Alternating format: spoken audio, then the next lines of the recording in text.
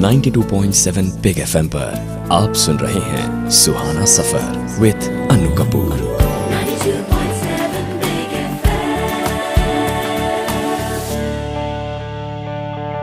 चले आइए मेहरबान कदरदान सुनने के लिए अपना शो, मन पसंदीदा शो सुहाना सफर विद अनु कपूर, सिर्फ 92.7 बिग एफएम पर।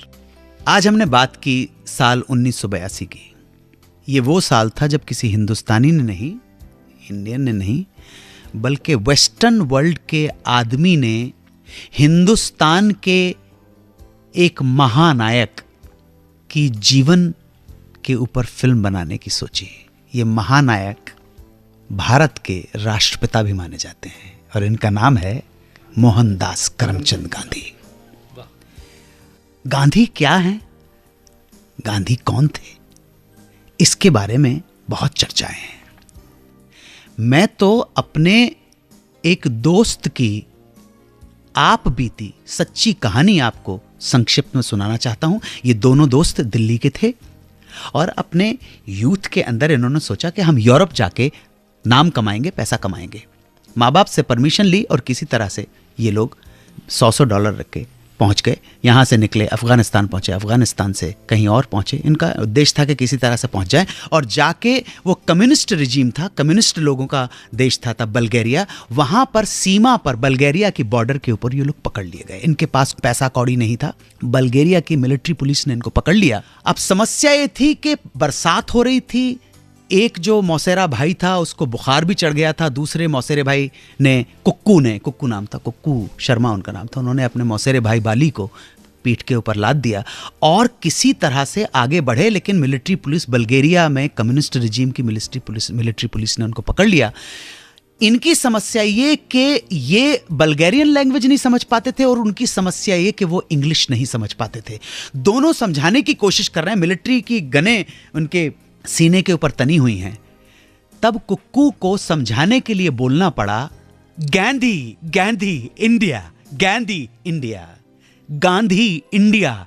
ये दो शब्द बल्गेरिया के कम्युनिस्ट रिजीम के मिलिट्री के लोग समझ पाए और उनकी तनी हुई बंदूकें और मशीन गनें झुक गई। उन्होंने गांधी का नाम लेने वाले दो भारतीयों को न सिर्फ अपने मिलिट्री बैरक्स में ले गए, खाना खिलाया, दवा दारू की और 4 दिन के बाद जब बाली ठीक हो गया, आज दोनों हॉलैंड में रहते हैं, तो चलते वक्त $10 भी दिए। गांधी वो नाम है।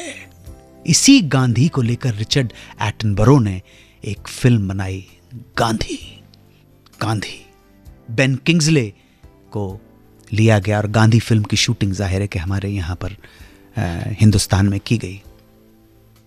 इस फिल्म को 8 ऑस्कर अवार्ड्स मिले। बेन किंग्सले को बेस्ट एक्टर का ऑस्कर मिला। हमारी जो रोहिणी ताई हैं, रोहिणी हतंगड़ी जी, उन्होंने कस्तूरबा की भूमिका निभाई थी। मेरे एक टीचर हैं रोशन सेठ, उन्होंने जवाहरलाल नेहरू की भूमिका निभाई थी। यह भी 1982 में हुआ था।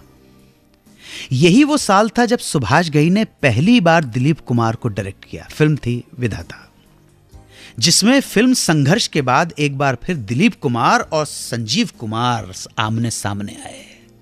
कमाल के दो महान एक्टर्स। जोरदार तालियां दोनों के लिए, जोरदार। गुलजार ने भी इस साल एक कॉमेडी फिल्म डायरेक्ट की, अंगूर रीमेक थी या इंस्पायर थी ग्रेट विलियम शेक्सपियर के कॉमेडी ऑफ एरर प्ले के ऊपर, जिसमें 2 संजीव कुमार और 2 देवेन वर्मा के काम देखने को मिले। देवेन वर्मा को इस फिल्म के लिए बेस्ट कॉमेडियन का फिल्म फेयर अवार्ड मिला। अमिताभ बच्चन की इस साल आई नमक हलाल, देश प्रेमी और सत्ते पे सत्ता। सारी फिल्में कामयाब। खुददार और बेमिसाल जैसी एवरेज फिल्में भी उन्होंने की। इस साल कई बड़ी बड़ी फिल्में रिलीज हुई पर उन्हें सफलता नहीं मिली, जिनमें शामिल थी विजय आनंद की राजपूत, जिसमें राजेश खन्ना, विनोद खन्ना और धर्मेंद्र जैसे स्टार थे। वहीं धर्म काटा और सनम तेरी कसम जैसी फिल्में भी शामिल थीं। आपको ये जान के ताज्जुब होगा कि 12 बार नॉमिनेशन के बावजूद इस साल पहली बार आर.डी. बर्मन को उनकी लाइफ का पहला फिल्म फेयर अवार्ड मिला। फिल्म थी सनम तेरी कसम, जिसका म्यूजिक मैं कोई कमाल का जलवे वाला म्यूजिक नहीं मानता हूं। आर.डी. बर्मन ने जिन फिल्म्स के लिए उनको कोई अवार्ड नहीं मिला उसमें कहीं बेहतरीन म्यूजिक दिया है। लेकिन ये म्यूजिक का जो वर्ल्ड है ना, ये जो अवार्ड्स का सिस्टम है ना, वो बड़ा अजीब सा है, बड़ा तनावपूर्ण है और बड़ा कॉम्प्लिकेटेड है।